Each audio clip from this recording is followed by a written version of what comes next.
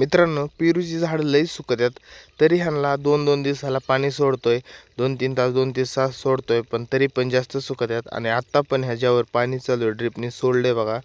आणि चला आता खाली जाऊन मोटर जोडून घेऊ.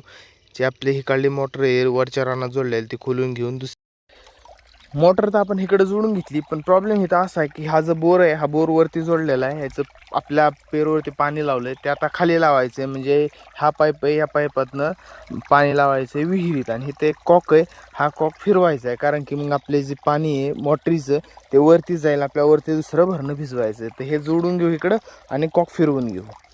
मोटर चालू केली आणि सरळ घरापासल्या रानात आलोय. तर याच्यामध्ये कडवा केलेला आहे बघा. आणि गवत तर एवढं झालंय ते कडवाच्या वरती चाललंय. तर आता पाणी देऊन घेऊ ह्याला.